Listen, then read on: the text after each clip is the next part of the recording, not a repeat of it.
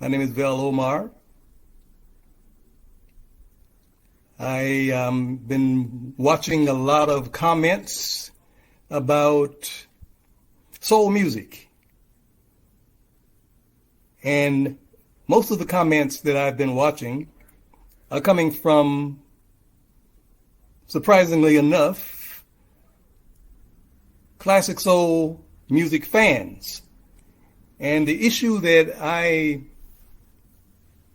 saw over there was that many of them think that soul music is outmoded or out of date or finished. Some went so far as to say it's dead. So give me your feedback as to what you may think. Let's conversate about it and see what we can figure out. See if we can get this thing turned around the way people are thinking about soul music that I like to call classic soul, which kind of sets it apart from, I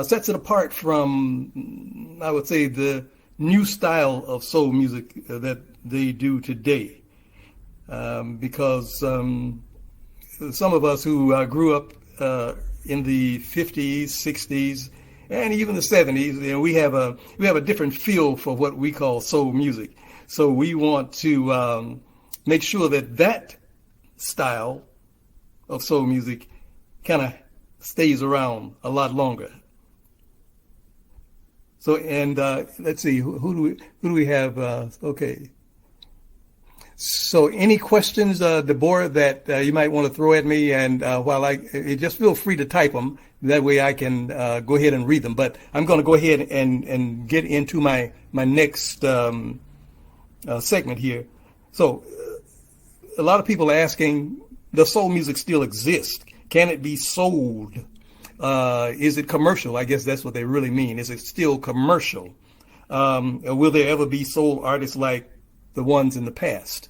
People like Sam Cooke, of course, Ray Charles, Marvin Gaye, Wilson Pickett, and Solomon Burke. I'm sure the list goes on and on. Aretha Franklin. So the Marvelettes. I'm just going through a lot of the female groups, the Emotions. There are a lot of people in those days that were soul music artists, and they did pretty well. Some did better than others. So let's see if we can get a conversation going like that. Now, I had to differ with a lot of people because, to me, soul music is not dead. And there are people who are around, young people as well, very young people. I mean, in their 20s, in their 30s, 40s, they are still able to produce what many of us consider to be soul music and quality soul music, not just anything thrown out there, but quality soul music. So that's what our dilemma is, and that's what the big discussion has been. And that's right, Deborah, soul music will never die. So I don't know if you are able to, I'm gonna see if I can play. When I heard some of the talk going on, that has always been my motto. Soul music will never die. Classic soul never grows old. So I'm going to see if I can. Let me know what this sounds like. This is going to be my theme song for that idea that soul music, for whatever reason, will grow old and just dry up and go away. So I wrote a comment, and I told people, hey, soul music ain't dead yet. Put the shovels away back up. So here's a jingle that I wrote. Let me know what it sounds like, and this is a good time to test it. So we're going to be doing this on a weekly basis, and of course I'm going to find out what happened with YouTube. If I can't do it on YouTube the way I want to do it, I'm going to be doing it right here on Facebook and get better at that, I hope. I want everybody to get ready. Are you able to hear that?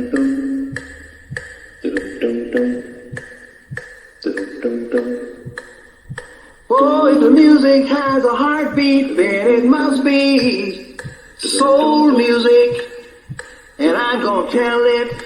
Oh, if the music has a heartbeat, then it must be soul music, and I'm gonna tell it. I love to talk about sweet soul music, and doggone it, I'm gonna tell it. I love to talk about sweet soul music, and doggone it, Not too loud? if I don't tell it. I love to talk about sweet soul music, and doggone it, they'll go tell it. Wow. Hey, that's right. So I love to talk about. Thank you, Gail. Thank you. I'm glad you could come on in. I tried to get over on YouTube and make that work. They, for whatever reason, wouldn't let me in there because they kept asking me to do what I thought I had already done. So I'll fix that, and maybe I can still use YouTube. But if not, then the main purpose is to be heard and to be seen, to converse. So anybody else, just invite some of your friends and let them know where we are. Actually, we could actually be in two places at one time. That's what I intended to once I really get the hang of this thing. So, Gail, what we had discussed earlier is I said, does soul music still exist? Can it be soul? That means, is it commercial still? Will there ever be artists like in the past? Not in duplicating artists in the past, but your own soul, your own kind of soul artist. That, to me, soul music is being able to sing from your deepest spirit and sing with conviction, sing with meaning, tell a real story, and do it where everyone feels what you're talking about. Because even if they don't know, they can feel it. Like if you sing a song in Spanish or another language that people don't speak, they can feel it. They may not know the language and they may not be able to translate what you're saying, but they can feel it. And to me, that makes soul music, because it's coming from your soul. And that's why my song says, if the music has a heartbeat, then it must be soul music. Because if you don't have a heartbeat, probably you're not here. So let's, for those who may be coming in, I'll introduce myself over if you don't know who I am already. Now, if soul music, this is the question I asked because I've been having conversations with people online who claim to be soul music connoisseurs, soul music lovers, and a lot of them claim to be Sam Cooke's biggest fans. So I'm not going to call any names, but they know who they are, and I'm not holding any of my information back that I'm going to be saying, but I won't be trying to embarrass anybody in particular. Okay, so I'm not going to do that. I don't work that way. So if the soul music is dead, why are people so in love with oldies? And now that's soul music, that's classic soul. And to me, since soul never grows old, the only reason I call it classic is because I don't like the name oldies. I don't like the name dusties. That's what we used to call it back in Chicago. And pull them dusties off the shelf. We're gonna play some music today. No, so I like the idea of either traditional, retro, or classic. Those words mean I think they go to a deeper level, and they don't try and get rid of or bury the music and make it something that's antique. Because soul music cannot be antique. If it's enjoyed today as much as it is, because a lot of radio stations play it. There's the great Cassie Fox. You know, she plays a lot of different artists, and these are artists who they've been in the business a little while, but they are unknown, and I was one of them. So I know I had a conversation on whether I would be considered a new artist or a veteran artist. Now, a veteran, of course, with my age, I would say I'm a veteran, but I'm not talking about my age. I'm talking about my time in the business and my success in the business. My success in the business tells me that until a lot more people know who I am, I'm pretty much new to a lot of people, just like my songs. My songs are new because not a lot of people have heard them, and that is due to the state of soul music in the world today, in America in particular, because this is where it started. So we have to realize that since this is where it started, if we wanted to keep going, then we're going to have to start training and producing younger people who are doing it. Actually, a lot of people think that younger people are not doing this music, but I can name some right now, and I will. The Womack sisters,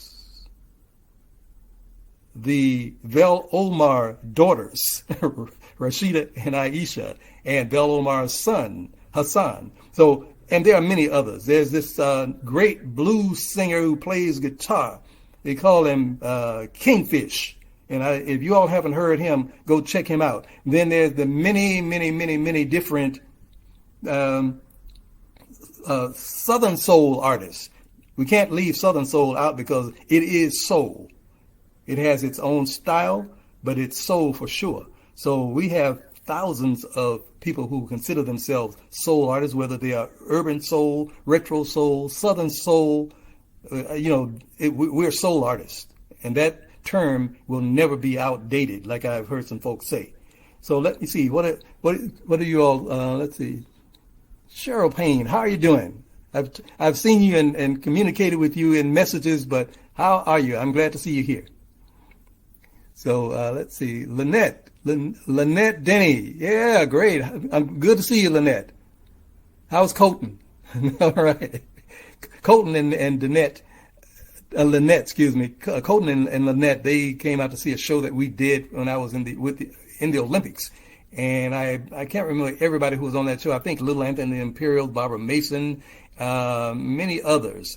And they came out and I got a chance to meet them. Both really beautiful people. So let's see. Any questions about soul music? Like I said, the title today is, does soul music still have relevance? In a lot of people's mind, they think it has no relevance. They feel that it's pretty much done for. They feel that it's not going any further than it has. But I disagree fully, because I'm one of the people who's still involved in soul music, and my soul music came from. I'm gonna tell you that just to follow up on who I am. My soul music came from this. I was born in the 50s, 1950 to be exact, in Issaquena County, Mississippi. Now, Issaquena County is the same area that the great Muddy Waters was born. Of course, they say that he was born up in Rolling Fork, but Rolling Fork is in another county. Rolling Fork is in a place called Sharkey County, which is about 5 miles or so up the road. But Muddy Waters was born in Issaquena County, down in the sticks, just like I was. And then, of course, I grew up there from the time that until I was 8 years old. Now, when I was first born, I'm sure this is what happened. My mother took me to church, even as a small infant, right out of the crib. I probably still couldn't walk, like so many of the mothers did when I was growing up, and I saw them have their babies, and they would bring them to church, and they would take care of the babies, feed them at church, not out of bottles, but from themselves. And so that's how soon we get a taste of this soul music. It's called gospel. It's called spirituals. And when you grow up like that, and then, of course, in those days, they didn't let you hear anything else in most houses, most Christian houses, because a lot of people considered that the devil's music. We'll get into that on another show. I have a lot to say about that. But I would go into town, little town that was nearby the county seat of Issaquena Issaquena County, and that is Mayorsville. We always called it Miva because we like to change words and make them our own. And so in Miva, I would go and while my grandfather was shopping or in town, I would sit and listen to the blues coming out of the cafe. Yeah, and there was a place over on the corner of the road, and I would hear people like Jimmy Reed. I would hear people, Muddy Waters. I would hear a lot of the old-time blues singers that I can't even remember. And in fact, Little Walter, I think, he had a song out. And I always thought he was talking about my great grandmother, who was still alive, and she was, I think, she when she passed, she was like in her 90s. But I got a chance to meet her, and they called her Babe. And all, of course, the children and her children call her Ma Babe. And when Little Walter would sing this song, My baby don't stand no cheating, my babe. And I always thought he was talking about her. So, and I felt very special because she was a very special lady to me. Okay, so let's see, what do we have here? Oh, by the way, and so I grew up in that kind of atmosphere. I grew up in that kind of surroundings where even though I heard mostly gospel music at church, but I also heard some really good blues as I came. And I didn't hear the bad blues. For some reason down there, I think they had a moral consciousness about playing blues that was a little too raunchy. So I found out about the raunchy blues later on. But down there in Miva, Mississippi, we had some good blues. So that's how I figure I have my pedigree in knowing what soul music is. I know what blues is, and I know what gospel is. And I grew up listening to it all and being around it all the time. So that's my pedigree. And some people told me online that I didn't know what I was talking about. And I said, man, from 1950 until now, I figured I should know something. And I got to know a lot of people who are in this business and a lot of people who taught me a lot about what's in this business. So I want to see some questions coming from you. Let's see. Oh, okay. Hey, tell Colton I said hello, okay? And I know he's a great connoisseur of this music as well. So let's see. Hi, Susan. How are you? So I'm recording this, and so I'm hoping that I can give you some answers to some of the questions, and also I hope you can give me some feedback on some of the things that you think. So Lynette says, did your kids also record albums? Have you ever recorded with them? No, they have not recorded albums. My oldest daughter did record a single, and I was in the studio with her watching all the time. So, but just to make sure she was being treated right. And by the time they had finished recording, the guy who was the engineer, he gave her a great compliment, and that compliment was, man, that Mike really loves her voice. And that was Rashida, my oldest daughter. And I heard people saying that there are no more artists that can compete, if you will, or compare to artists from the past. And I tried to tell people that I don't know about that because, music itself is subjective.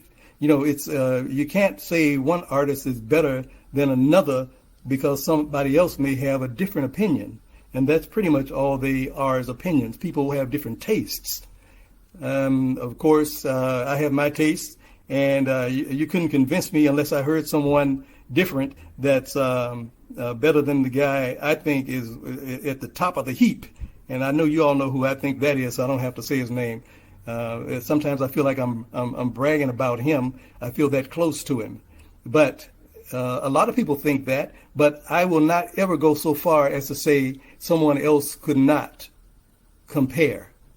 And that's one thing that I want to say to the young artists that are coming up. Because if I had heard that, it would have probably stopped me in my tracks, and I wouldn't have wanted to come out into this world called the music industry. And speaking of the music industry, a lot of the information that the people are giving who are thinking that this is dead is because of what they see in the quote music industry, where all the record companies and the top name people are. But those people are not the only people in the music industry. We who are unknown, unsung, and those of us who are new and just starting out, we are not necessarily in the music industry, but we are in the music world. And so we have to kind of separate that too. Maybe the music industry is done for, as far as soul music and classic soul music is concerned. But the soul artists who are still producing soul music, hey, we're alive and well, and I think we're doing a great job. Young and old, the Womack sisters, my children, and many others that are still out there just grinding away, trying to make something out of this music. So let me see some questions here. I might have to remove my glasses so I can see, if that makes any sense. So let's see. Mignon Fame, how you doing, Mignon? I think I'm pronouncing your name right. I hope so. Okay, Gail says, how do record producers feel?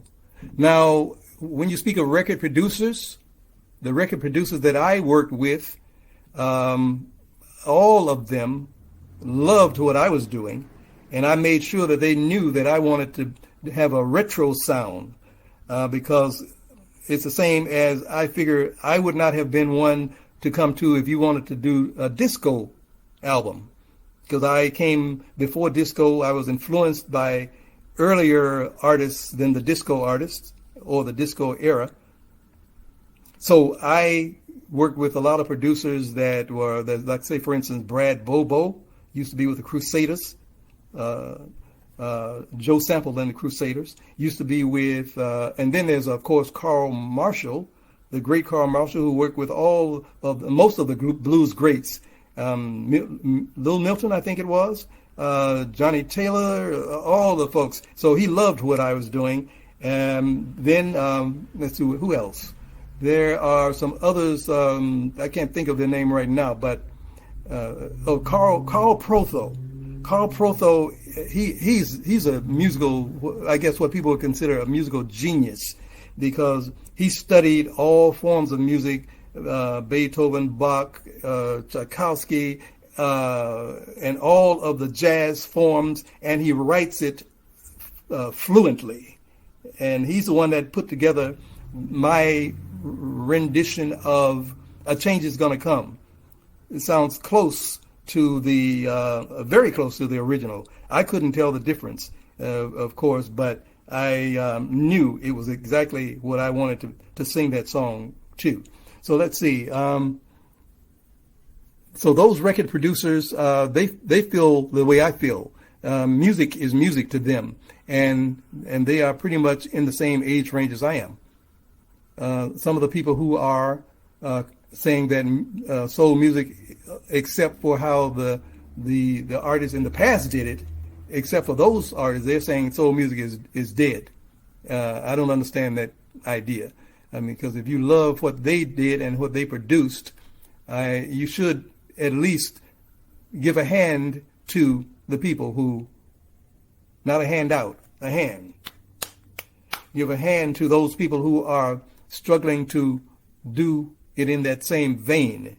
And my concept of soul music is the same as people have of blues. Blues has many different forms, but it has a certain way of being expressed, and that has not changed a lot. especially after B.B. King and Muddy Waters and those guys, and they got that 12 bar blues structure. And blues has a way, when you hear it, you call it the blues. That's what I want with soul music. When you hear it, you are going to call it soul music. You're not going to call it or confuse it with anything else. And I try to put that very statesman-like. Let's see. What other questions do I have here?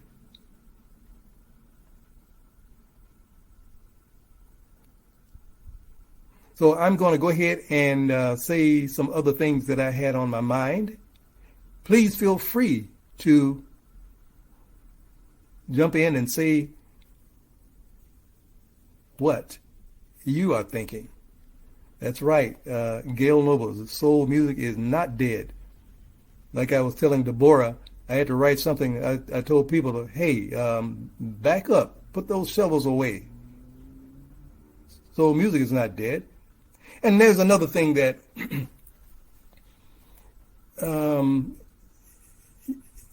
people like Sam Cooke, Ray Charles, who were the innovators of this thing we call soul music.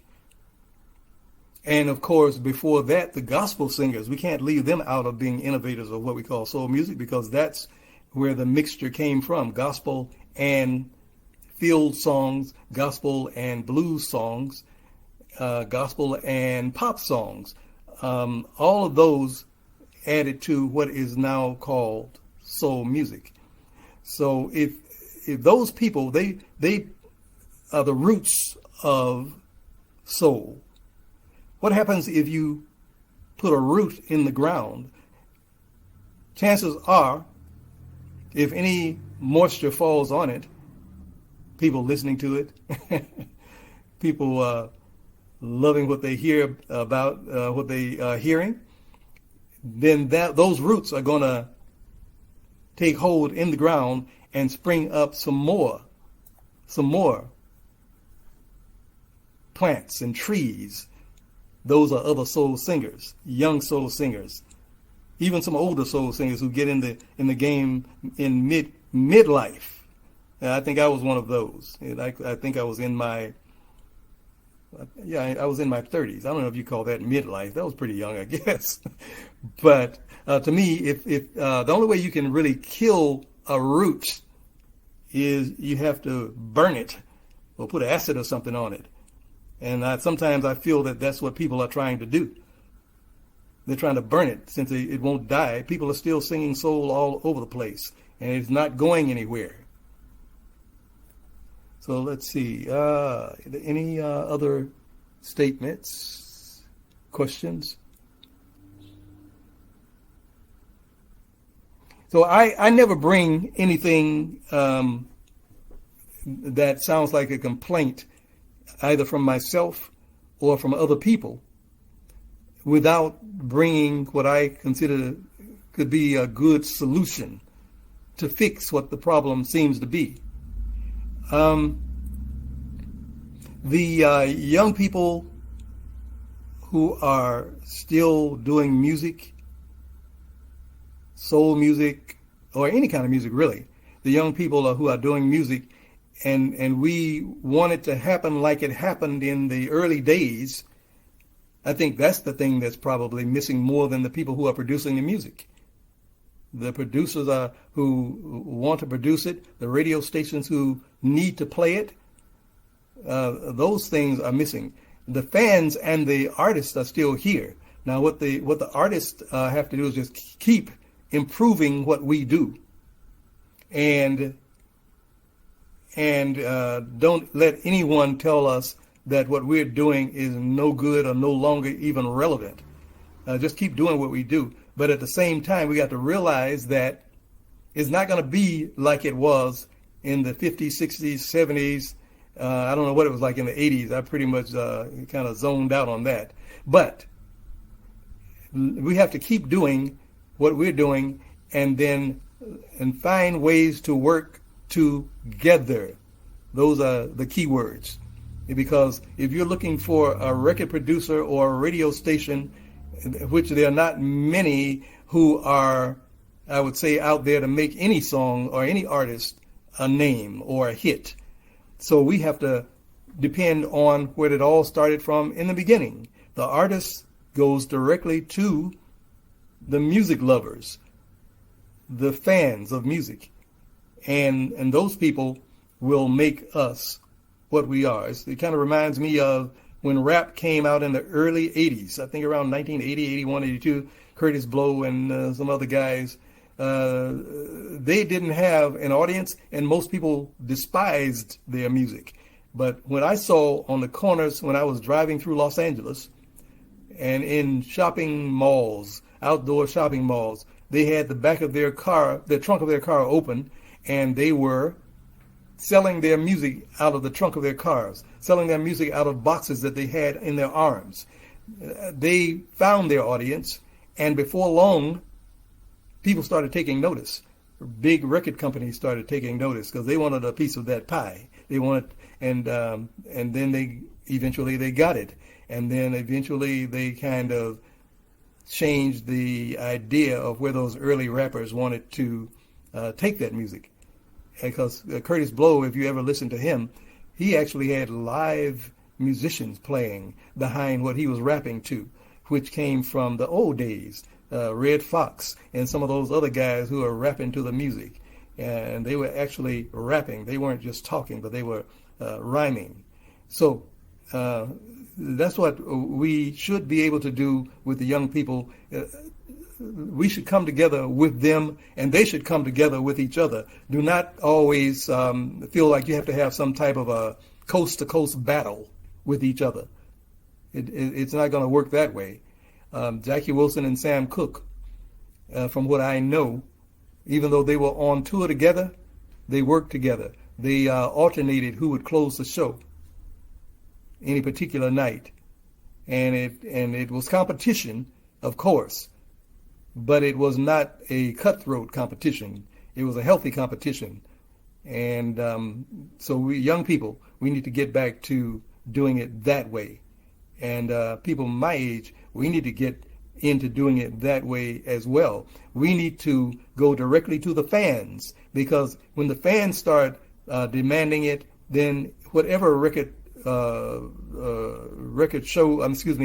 shows are out there, they're going to start playing it if they want an audience. But oldies and the music that our heroes and pioneers produced in for me, the 50s and the 60s, and even the 40s. I even go back to Billie Holiday and Louis Armstrong and the rest of them, because I learned to appreciate all of that music. And in some kind of ways, I know it did influence me. I know Louis Jordan did, and definitely Sam Cooke. And so I'm proud to say that. But let me see. Any other statements?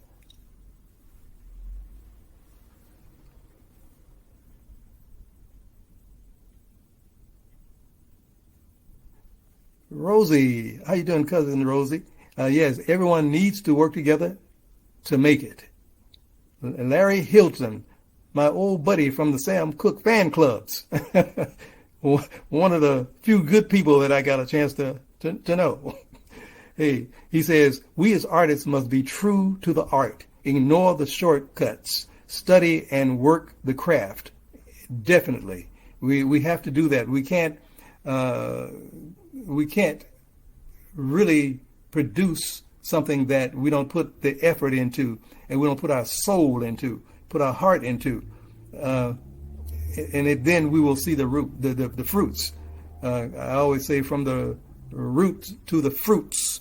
We have to stay with the roots, because if we come out and try and do something completely different that has no format, then we pretty much trying to reinvent the wheel. And the soul music wheel has been invented, and is really good. I won't say perfect, because when Sam and other people left us, they were still working on it themselves. But now we have to pick up pick up where they left off.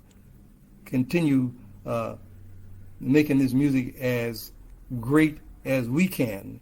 Don't worry about the naysayers, people who think this thing is dead. No, the mechanism that pushed this music is pretty much dried up. I won't even say it's dead, but it's dried up. It can come back to life because there's always hope. So let's see.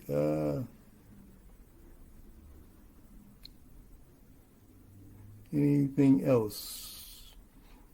Yeah, but I'm not going to be on here much longer. In fact, that was one of my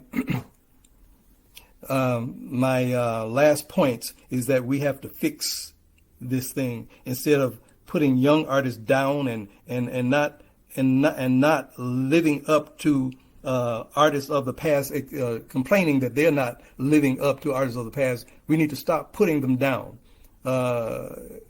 because if you do that, then they're just going to continue to go on out their way, and hopefully they will find a greater way to do it. But we should keep it, because it's not only our entertainment, it's our culture. This is the music that was produced here in the USA. This is our culture. Of course, we always have the influence from way back across the water. That inborn thing like a sound. But this thing that we call soul music, gospel, we can find it over across the sea. But the way we perfected it, it's what we produced here. It's our fruit that came out of our suffering and out of our slavery and out of our discontent and all the other negative things. So we had to do something to make it right for ourselves. And of course, we came up with, "Whoa, freedom," and things like that, And we didn't hold back on how we felt about it. That's the whole thing that makes soul music what it is. So let me see, what else did I have here before I end up here? So then, like we already covered, things ain't like they used to be in music. So we gotta try to do things in a different way than they were done before. And I always say, let's go back to the fans, artists. Let's work together. I've been trying to do this. I used to do this at, anybody remember mp3.com? mp3.com, the idea that I had, and I found about 10 other artists who wanted to do this with me. What we would do is we would buy each other's CDs. And we had it in a circular motion. Some people might call it a pyramid, but I call it a circle. And there would be one artist that everyone would purchase his music or her music. Then there would be the next week we would purchase the next person's music, and the next week the next person. All of us would purchase, and then we could either sell it, resell it, or we could give it away to someone so that they can be exposed to this new artist. I tried the same thing at CD Baby. It didn't work so well, but I've always been at it, and I've been accused of trying to help other people when I should be sticking to myself. No, no way. I didn't grow up in a household like that in the South, because neighbors helped neighbors. And I think that's what we're supposed to do anyway. Would everybody agree? So if there's some young people who want to learn from what I know or what others of our age and era know, then please feel free to come forward. And all of you who are in our era, like me, I still feel like I want to work with you. And I still try every time I go online. I'm looking for other people who do what I do, because that's the only way it's going to make it work. So let's see, this last thing here. Oh, I already covered that. So we express ourselves musically based on the things that we've been put through, the pressures that we had been put under, created diamonds. And so that those diamonds are is our music and other things in our culture. Those are the fruits of our toil and our suffering and our labor and our happiness and our praise to God. All of those came together and produced this music. So with that, I thank you all for coming out. I know we were supposed to be over on in the other house called YouTube, but we're here. And I'm glad I was able to make it over here because I didn't want to disappoint anybody. So let me see. Any more questions before let's see. Deborah, you say we must edify the soul artists, the young and the more seasoned. Yes, we must. And I'm thinking that if we could just put a group of us together, it's sort of like, before I leave, I came up with this analogy. Imagine in Detroit, where they were building the cars, and say they had hired about 500 people to work in this car manufacturing company. And instead of having it on an assembly line, each person had to build a car. One person had to build a car by himself, herself. How would that have worked? That person would probably have tired out way before they were able to finish building that car. And that's the situation I see us artists in right now. We try to do these one-man productions, and before long we burn ourselves out. We make a lot of mistakes. We put the clutch where the starter should be. we put the brakes on in the trunk somewhere and just forget about it. But we have to work together in order to make this happen. So let's work together. I don't know how we're going to start it other than contact each other. Do things like this. Do broadcasts like this. I'm going to be doing this once a week. Going to have another thing that I'm working on, and I'll let you know what that is now, and then I'm really out of here. I'm going to feature some new and some unsung artists to talk about. And I want you all to let me know what you think about them. And these are going to be people that I'm going to find, or if you have some people that you want to suggest, send them to me, and then we'll talk about them. Make sure they're really, really serious about what they are doing as well. And with that, let's see. Larry, you say we can do this, definitely. There's no one else to do it but us. If we want to survive, then we have to help other people survive. He said, we love you and thank you for what you're doing. Let's get together. If you've got the vision, let's get it done. Let's do that, Larry. I'm going to send you my phone number. I think we did talk once, long time ago. So let's do it again. Let's pick up where we left off, because this is the time that we have. And we don't want to be on the other side before we are recognized. And that'll still be good. But let's see if we can do it while we're here. And let's see if we can bring all of the music fans and the artists together to do this music. Okay, Deborah says, I also think a part of the solution is for the artists to promote one another. Definitely. That's what working together will bring, because it's better to have someone else promoting you, even if it's another artist, or sometimes especially if it's another artist. And also, is another thing that will add support to those artists is when you see a song come out and you see that they are selling it 89, 90, 99 cents. Wow. I lose that much in the couch every day. So when I see that, I try and buy that song so that artists can at least have some sales. Imagine what would happen. And this is to my personal family.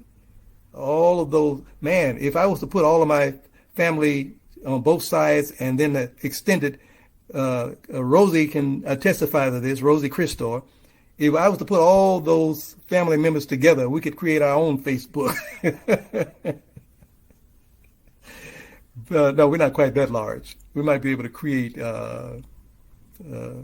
a YouTube. So yeah, let's do that seriously. And Deborah, I know you've been working with me for a while. You've been working with the Womack sisters. You've been working with the great Bobby Wilson, son of Jackie Wilson. And so we're not out here not doing anything. We have a lot of things that we have accomplished already, but think of how much more we can accomplish if we just do it together. That's right. So let's see. Any last word? Hey, I'm looking forward to it too, Larry, and looking forward to talking to you again. So we got some things. I think we're wiser today than we were a few years back. So everyone, I want you to have a great evening, and we'll talk soon. We're going to talk on the phone, and then I'm going to be planning the next show here on Facebook, just to be on the safe side until I figure out YouTube and what they're doing. So everybody have a great day, and we shall talk soon. Rosie, my cousin, she says, yes, it's large. Yeah, we had to move out of Meyerville so they wouldn't, like my father said, he said, be sure that you all know who each other are so you don't marry each other. And so I passed that word around. Okay, so everyone, I'll talk to you soon. Rosie, I'll call you. And Larry, Deborah, all of you, I will talk to you on the phone. Have a great day. Yes, we have a lot of work to do. Let's do it.